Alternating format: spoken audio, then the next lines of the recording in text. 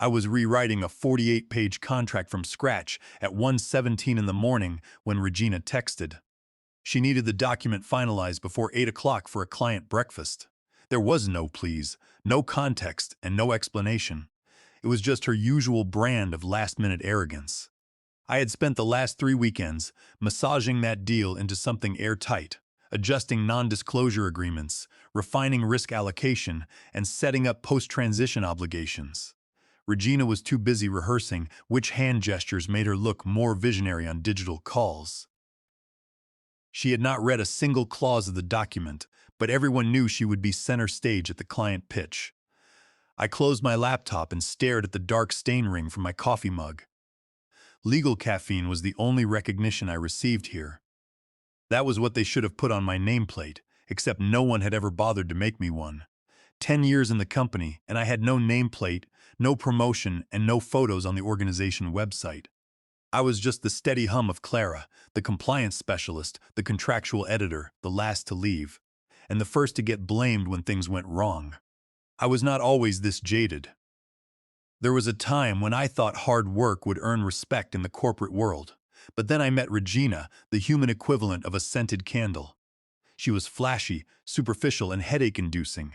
She had showed up 5 years ago with a portfolio of buzzwords and a knack for erasing women like me with a smile and a suggestion to circle back later. Now, do not get me wrong. Some people might say I am bitter, but I am not. I am just very well informed. You do enough risk audits and you start recognizing the warning signs of corporate rot long before anyone else smells the decay.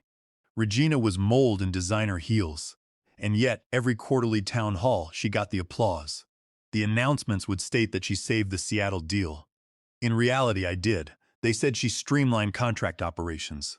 In truth, I built that tool during a severe storm while she was wine tasting in Sausalito, but it did not matter to the executives. Regina sparkled while I typed. She schmoozed while I debugged workflows. To most of the executive team, I was a ghost with a corporate laptop. It is funny how we worship noise and punish silence. I never chased the spotlight, choosing instead to make sure the power stayed on backstage. Speaking of power, the big contract, a $200 million deal with a fintech unicorn that Regina had never even heard of, before I flagged them during my quarterly risk analysis, was finally nearing close. I had nurtured that transaction for 11 months, but I was not invited to the preparation meetings. Regina told the executive assistant that I was too operational for client-facing work. That was rich, considering she once asked if an indemnity clause was the thing about not stealing office lunches. The team parroted her energy, treating me like corporate wallpaper. I was the back-office glue that kept the place from splintering. Glue does not get bonuses, raises, or promotions. Glue just holds the pieces together until it dries up and gets replaced. I received a calendar invite only the night before the pitch because Regina's assistant had forgotten to loop me in. When I asked Regina if there were any materials I should bring, she responded with a short message telling me to just be on time and try not to overthink it. She claimed, I tended to make things more complicated than they needed to be. That little dig was not even creative. She always said I complicated things. In reality, it meant I asked hard questions that would have prevented the Montreal compliance failure and the heavy European data privacy.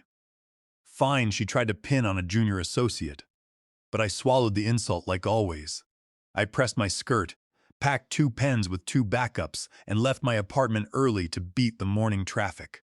I was 20 minutes early, standing in the cold underground garage of the office tower, rehearsing my lines next to the hiss of leaky steam pipes. That was when the badge reader blinked red and refused to let me through. The elevator to the suite was locked behind that smug little light. I sighed and decided to take the service stairs, climbing up 6 flights of concrete steps in heels that sounded like war drums echoing off the walls.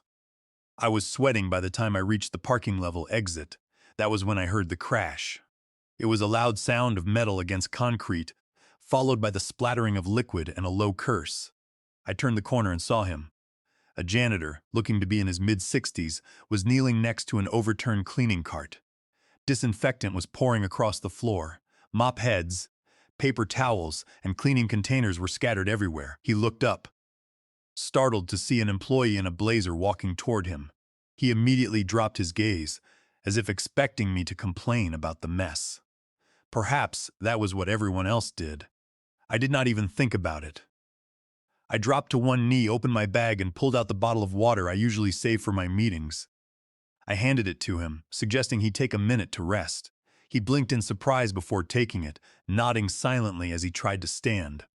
The broken cartwheel caught on the lip of a concrete divider and nearly tipped the whole thing over again. I crouched down to assess the wheel. It was badly bent, likely hit by some executive parking a vehicle too fast. I grabbed a metal mop handle, jammed it under the axle to pry it free, and reset the wheel as best I could. It was not perfect, but it would roll. I offered to help him reload the cart, scooping up the bottles and the containers. He worked quietly alongside me, but when we were almost finished, he looked at me and asked if I always showed up for people like this. I told him I only did when they were about to drown in bleach and bad luck. He smiled a warm, searching smile and nodded once, as if my answer was the most important thing he had heard all day. I did not catch his name, and I did not think twice about the encounter. I just patted down my hair, wiped a small smudge of bleach off my sleeve, and rushed toward the office entrance.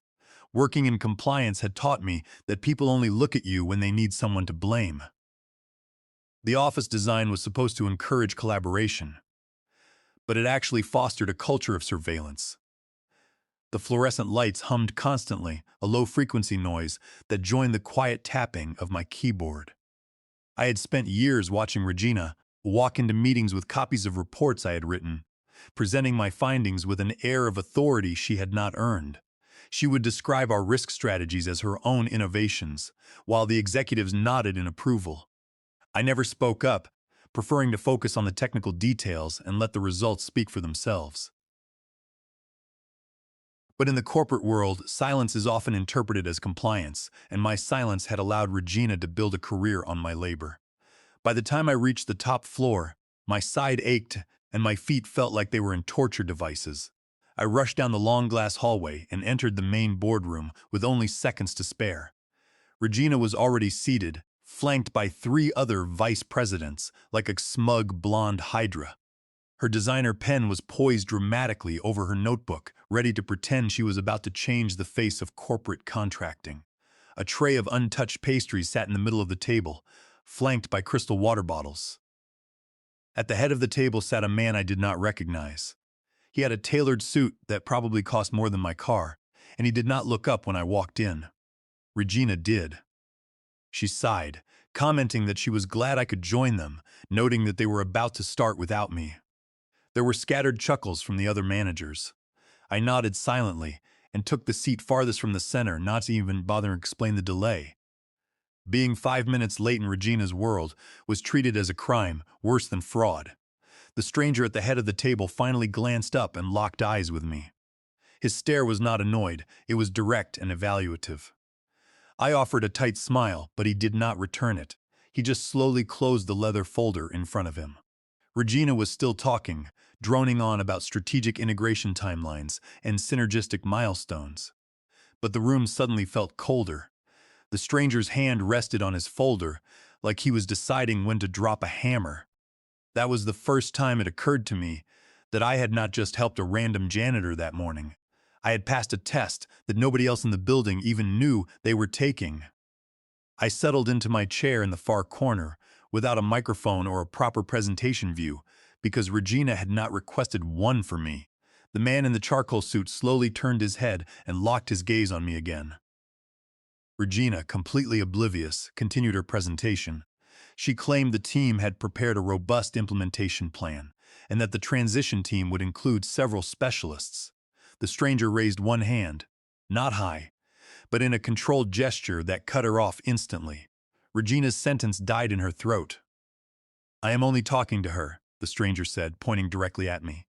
The silence in the room was absolute. The words took a second to land, and then my stomach fell through the floor. Regina blinked, trying to force the nervous laugh she saved for awkward client moments. She suggested that he must mean the technical support that Clara provided. The stranger did not look in her direction. He repeated his demand, stating that either I led the discussion or the deal was off. He reached for the leather folder, closed it with surgical precision, and slid it into his briefcase. Then he stood up. That was when the chaos began. The vice president of revenue turned to Regina, demanding to know what was happening. Regina's face drained of color as she stammered that the client must be confused, claiming I was just support staff and did not manage relationships. Olivia from Human Resources, who usually ignored everything to look at her tablet, was suddenly taking notes. The stranger adjusted his cuffs, snapped his briefcase shut, and stated that he did not reward corporate cultures that failed their own people. He looked at Regina and said that she had failed the test, while I had passed. Then he walked straight out of the boardroom, passing the stunned assistants and disappearing into the hallway. The glass doors hissed shut behind him. No one moved for a long moment. The vice president stood up, demanding that Regina explain what had just happened. Regina opened her mouth, but nothing came out. She looked like her system was buffering. She insisted Chuan would call him and fix the misunderstanding, claiming he was a new contact. The chief operating officer asked if I knew him, and all eyes snapped to me. I felt my throat tighten, but I shook my head and stated that I had never spoken to him officially. That was technically true. The man I had spoken to had bleach stains on his gloves and a bent cartwheel. The vice president rubbed his face in frustration, asking if they had just lost a $200 million contract because Regina sidelined the wrong person. Regina protested, claiming it was absurd to blame her and that I was just back-end staff who filed documents. Olivia from Human Resources interrupted, asking if relationship management was in my job description. Regina froze, knowing that if I was responsible for client documentation, legal alignment, and vendor transition planning, it would qualify under compliance benchmarks. The vice president noted flatly that the client had walked out because the company ignored the one person who actually did the work. I sat there, my back pressed against the chair, saying nothing. I knew that speaking now would only inflame Regina's panic. She was unraveling in front of everyone, and the more she tried to explain, the deeper she dug her own grave. The chief operating officer ordered Regina to get him back in the room, and Regina turned to me, asking if I could speak to him and clarify the situation. I told her I did not have his number and did not even know his name. That was the absolute truth, a final barrier she could not spin or soften. For the first time in her career, Regina was facing a crisis she had not prepared for and a client who had just reduced her entire presentation to dust. The room was warm, the air conditioning struggling to handle the crowd. Regina was in her element, speaking with the confidence of someone who had never had her authority questioned. She used a laser pointer to highlight the milestones on the screen, her voice projecting to the back of the room. The other vice presidents looked on with expressions of admiration, their heads nodding in unison. At the head of the table, Mr. Vance remained motionless, his presence dominated by a quiet authority. He did not look at the slides Regina had prepared.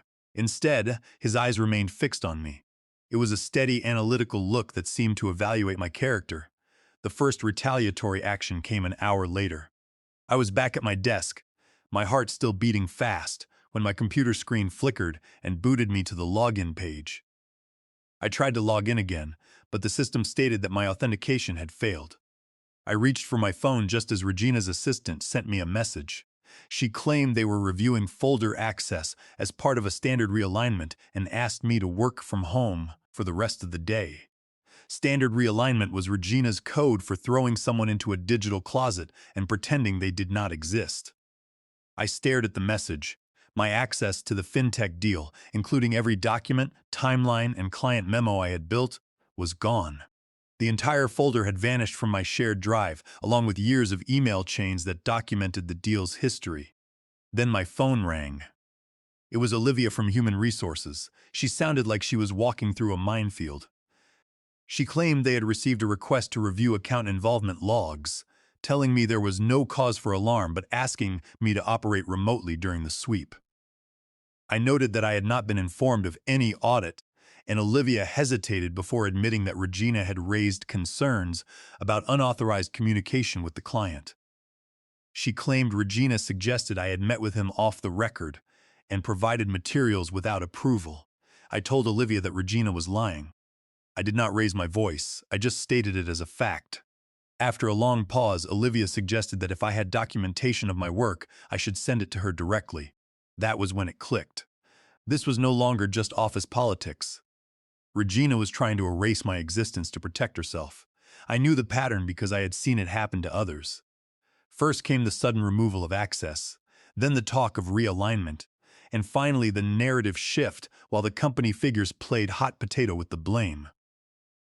I had spent years documenting corporate cover-ups for other people, and I knew exactly what was coming next.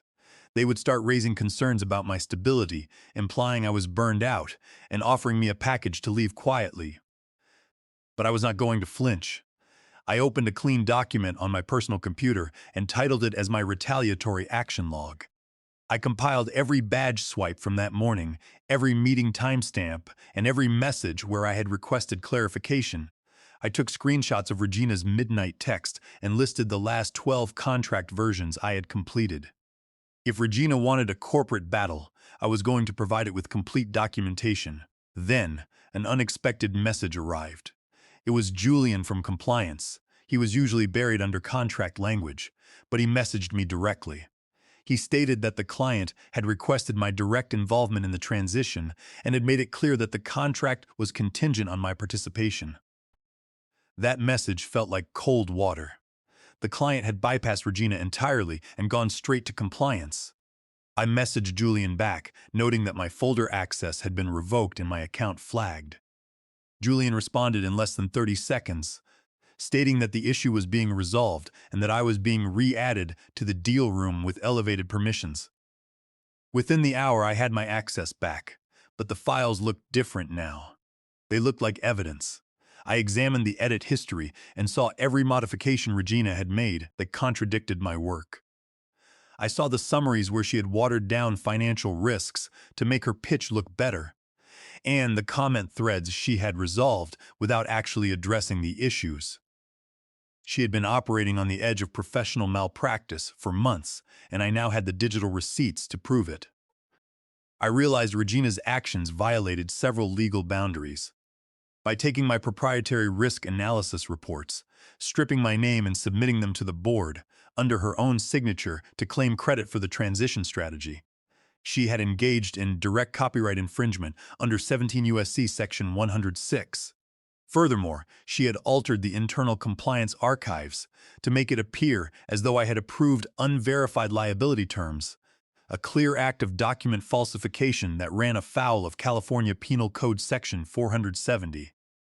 I documented these statutory violations in my log, saving the metadata that proved she was the author of the alterations. I did not say anything to the team. I kept my camera off during the remote check-ins and let Regina believe her cover-up was working. I let her continue spinning her narrative because I knew that the evidence I was gathering would eventually bring her down.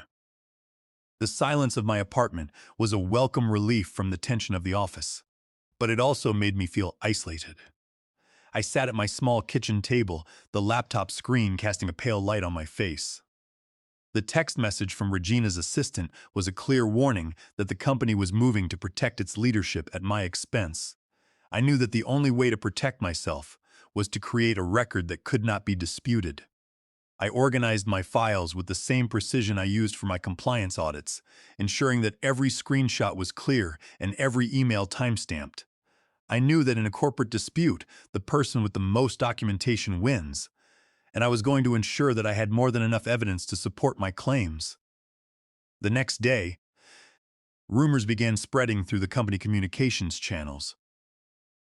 Some messages claimed I was having a breakdown, while others suggested I had become obsessed with the client and had tried to insert myself into the deal. Regina's strategy had shifted from trying to erase my work to destroying my professional reputation. I expected this. When the facts did not support her, Regina always resorted to office gossip and whispers.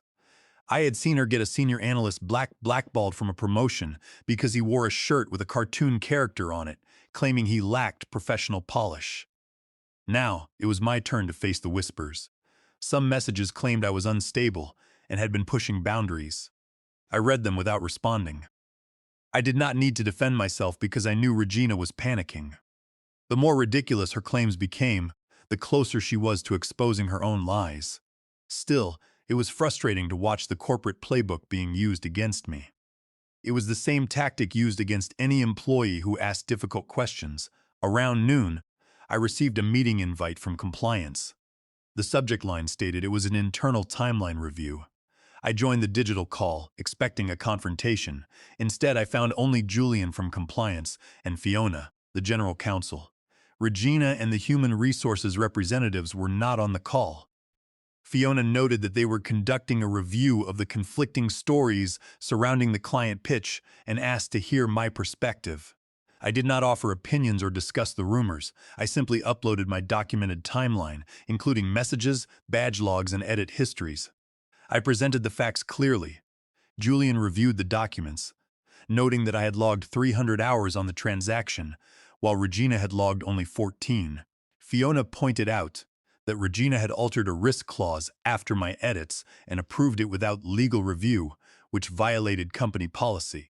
She noted that the documentation was thorough and asked if I always kept such detailed records. I told her I did, as it was my job to protect the company from liability.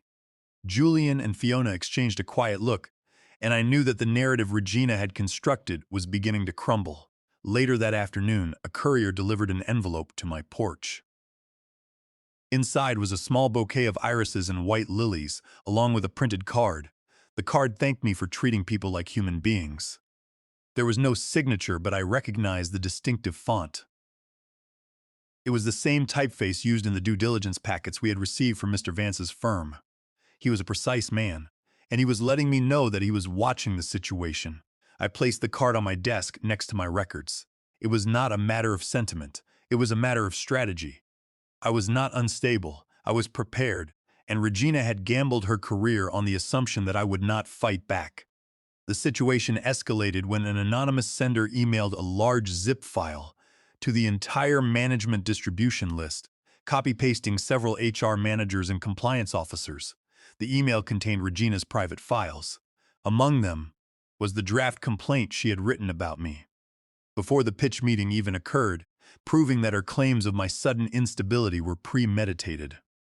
The files also included an organization chart where she had relabeled my role to contract support and noted that they should search for ways to eliminate my position after the deal closed. There were notes from a meeting where she described me as too quiet to be trusted, along with screenshots of private messages where she and a few allies mockingly referred to me as the office librarian. The company intranet erupted. The legal team quickly sent out a memo asking employees not to forward the leaked files, but it was too late. The evidence was out in the open. The final document in the leak was a memo from the client's investment firm, dated 3 weeks prior, which detailed their due diligence process.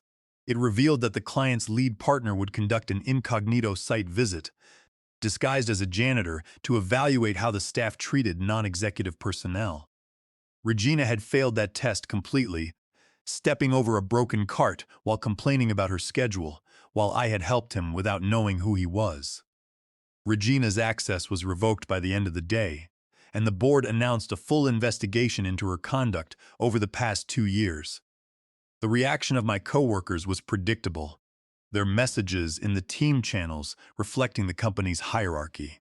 Those who wanted to gain Regina's favor were quick to support her claims, while those who had worked with me remained silent.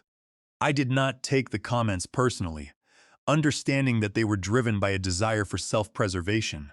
Instead, I focused on the facts, preparing my files for the discussion with legal counsel. When I uploaded the documents during the meeting with Julian and Fiona, the transition from rumor to evidence was immediate.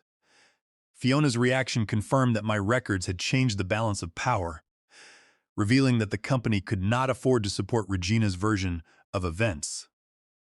An emergency meeting was called for 7 o'clock the following morning. A senior partner from our parent organization joined in person, signaling that the company was taking the crisis seriously. Regina entered the room late, looking uncertain.